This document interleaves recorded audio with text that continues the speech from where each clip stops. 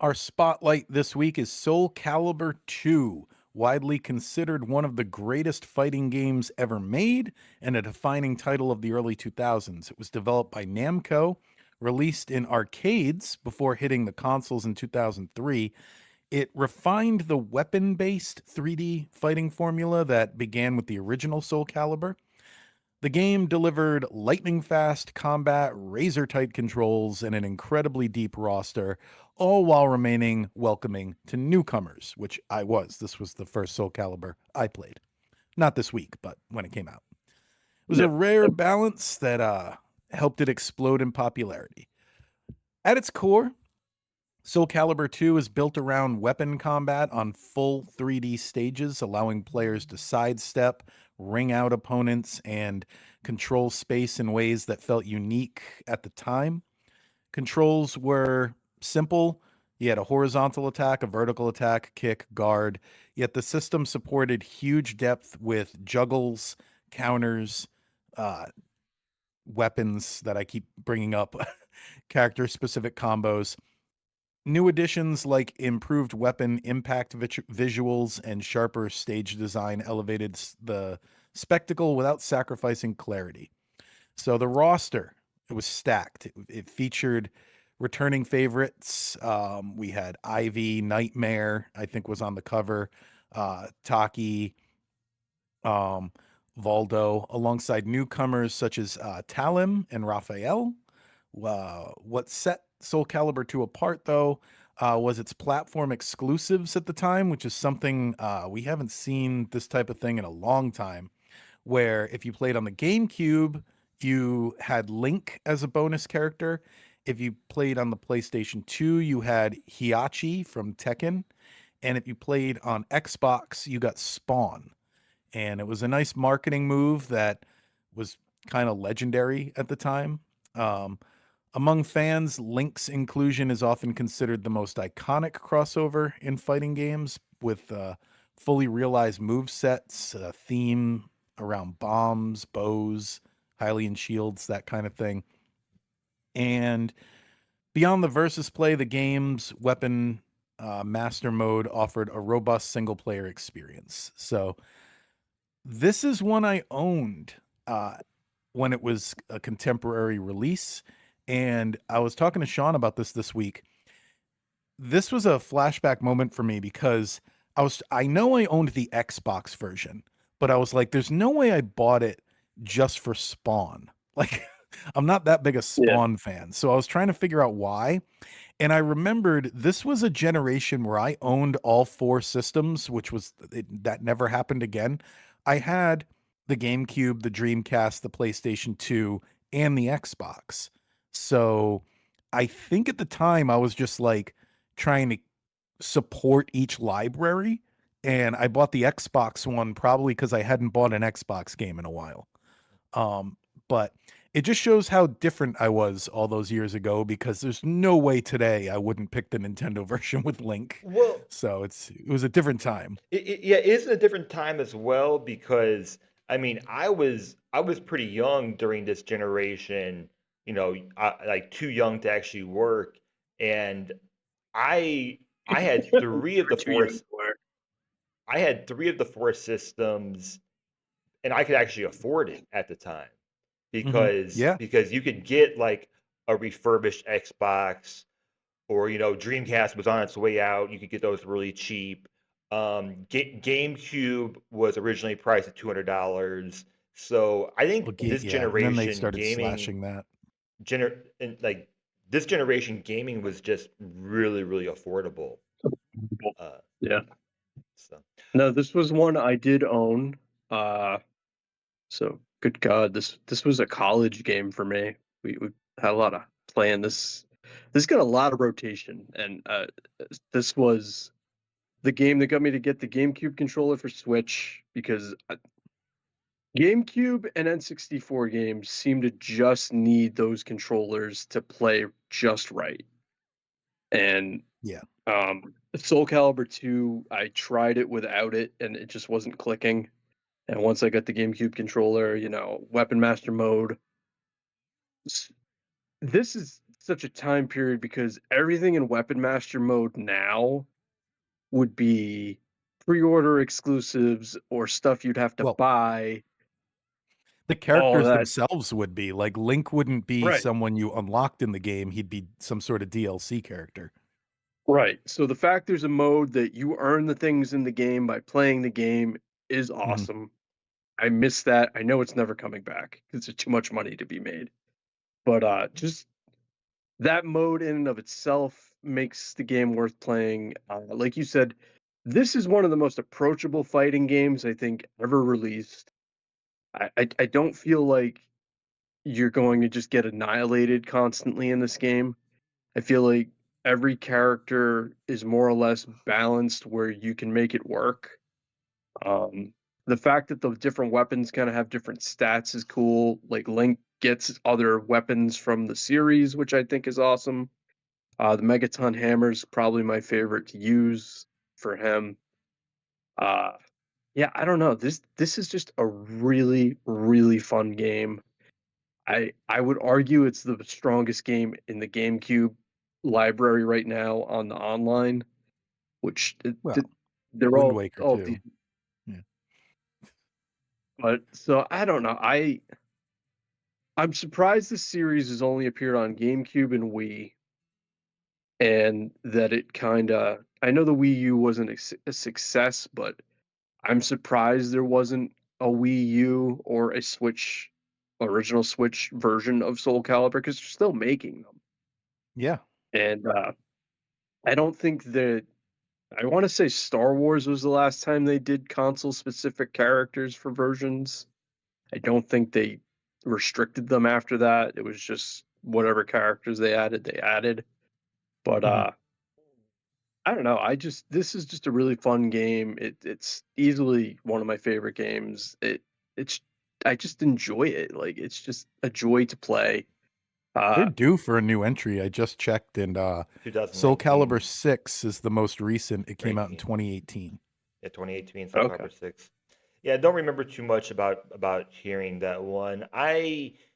What was your first Soul Calibur? Mine was on the Dreamcast Soul Calibur, but did either of you play Soul Edge on PlayStation? No. No. No, No, I no. didn't play Soul Calibur 2 was my first, and I think I've played 4 or 5, but I don't know. I enjoyed this one so much. I never felt the need to try the others. The whole Yeah, I series, think this is where it started and ended for me as well. yeah, the whole series is received pretty well. I don't know how well 6 sold, but the whole series has been reviewed and received pretty well, especially for fighting games. And of course, I I know didn't. 6 has a really good character creator because That's a. people have gone crazy making all sorts of stuff for that version. I love character creators. I think every game should have it. They Yeah. probably have a Link, a version of Link in that version. Right, right. Interesting piece of trivia.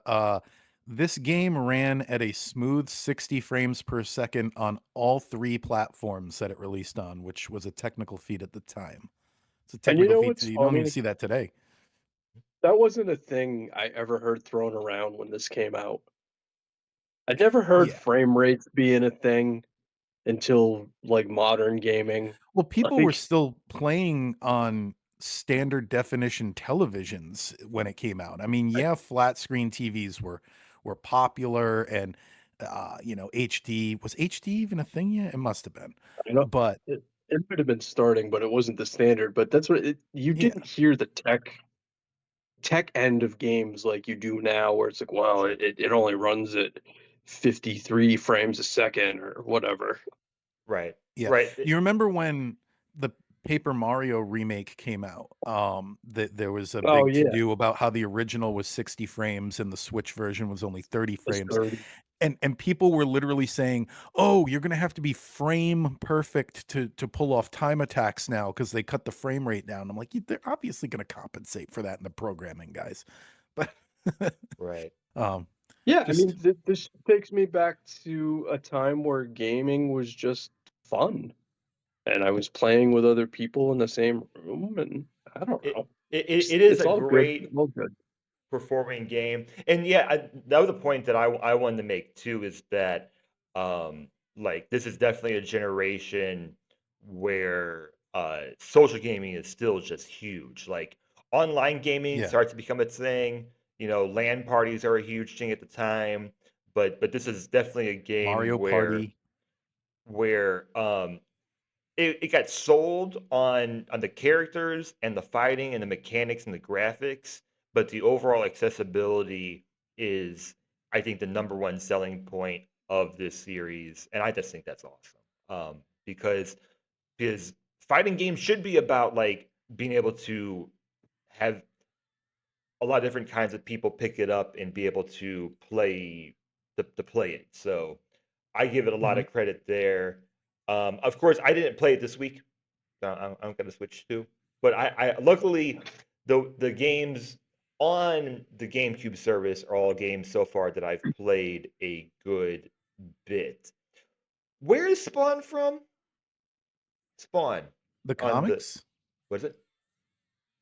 You mean originally, like, where is he from? He's a comic book character? Is that Yeah, what you mean? yeah. Yeah, he's a Yeah, comic book character. image. Todd McFarlane left Marvel to go work for Image Comics. It was a big thing because he made his name at Marvel Comics, and then a bunch of guys started their own publisher called Image, where the it was very creator focused. People whoever created the characters retain the rights to those characters. Unlike if obviously if you make a character for Marvel, Marvel owns that character. But over at Image Comics, they were very creator focused. And he made Spawn, and that's all he had to do for the rest of his life. Spawn just took off. So, um, yeah, he's from Image Comics, and he had a film in the 90s, and they've been talking about making another film for like the last 10 years. Interesting. But Well, he did show up as a DLC character in Mortal Kombat 11. Oh, he So had an he came. HBO mhm, animated Yep. series as well, back And when there's nobody had HBO, like before The Sopranos, before all that.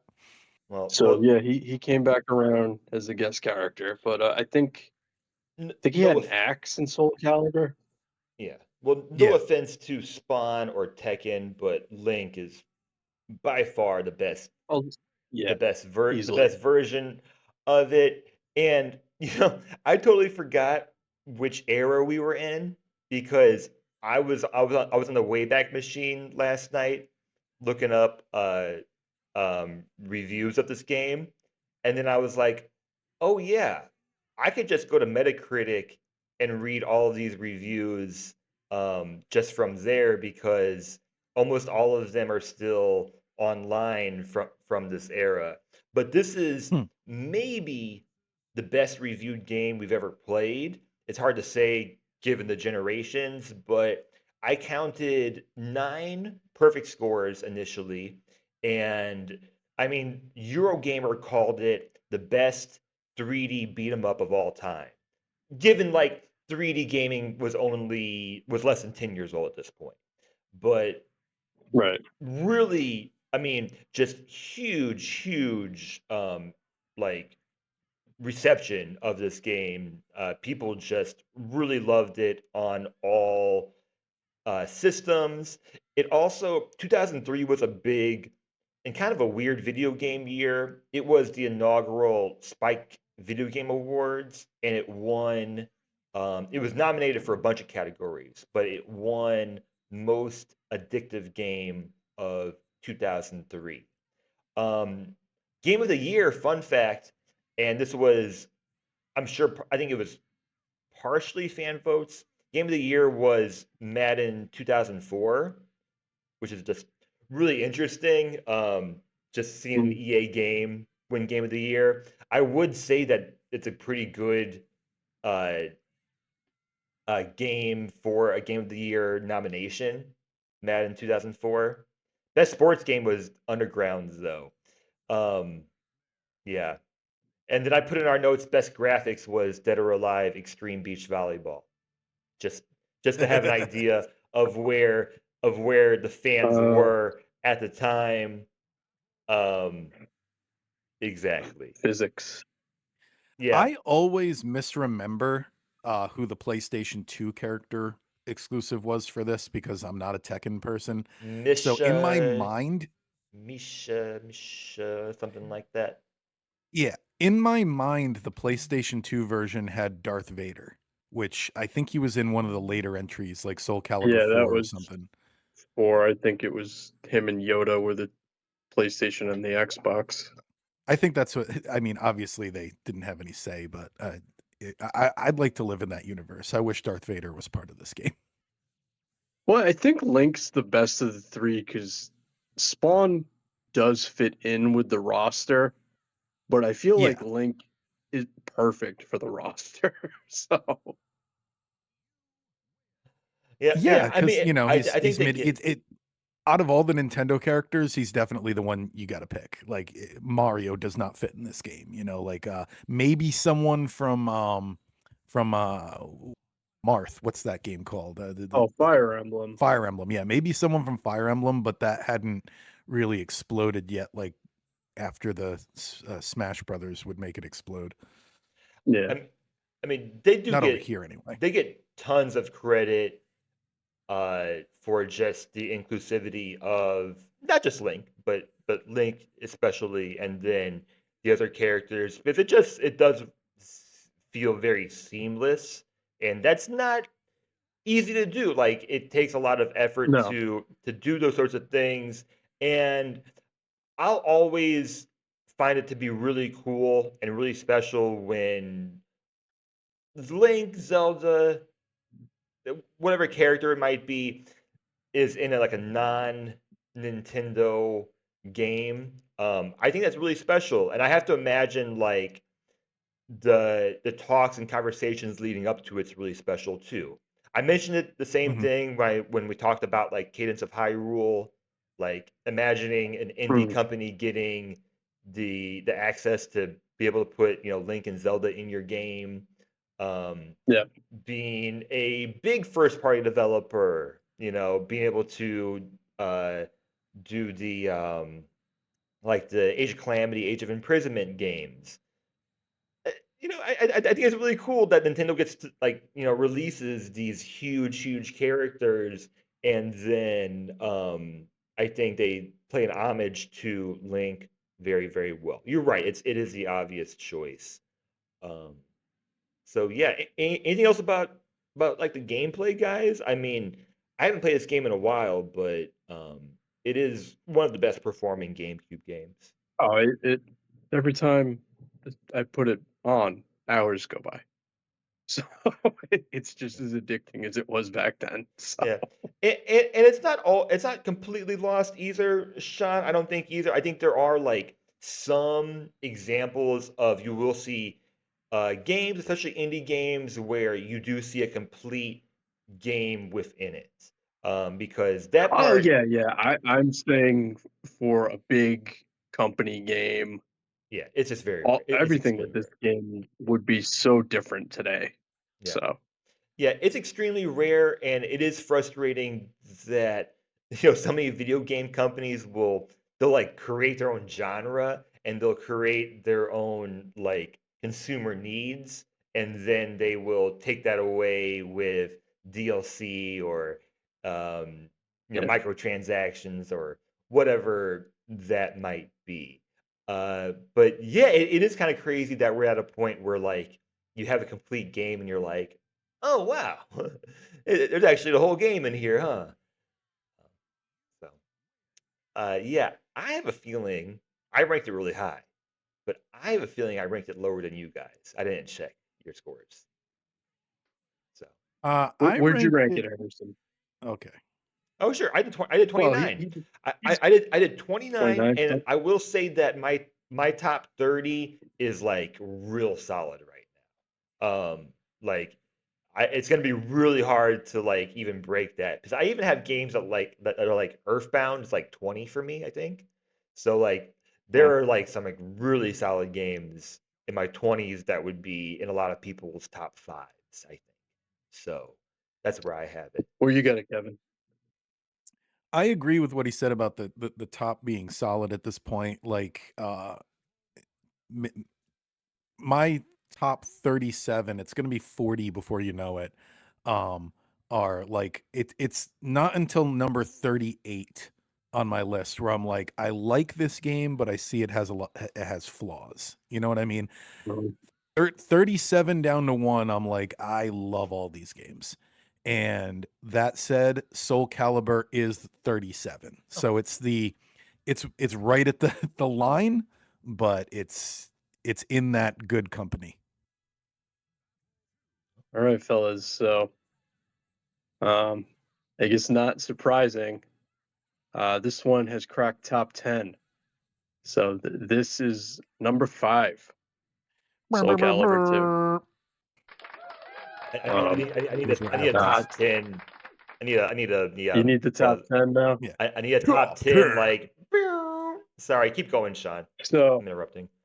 so it's in the top 10. So it's 10 is Minish Cap, 9's Mario World, 8 is Mario Brothers 3, 7 is Sin and Punishment, 6 Yoshi's Island, Mario World 2, 5 Soulcalibur 2, 4 Toe Jam and Earl, 3 Castlevania Bloodlines, 2 Link to the Past, number 1 Kirby's Dream Course. So I really like Soulcalibur 2.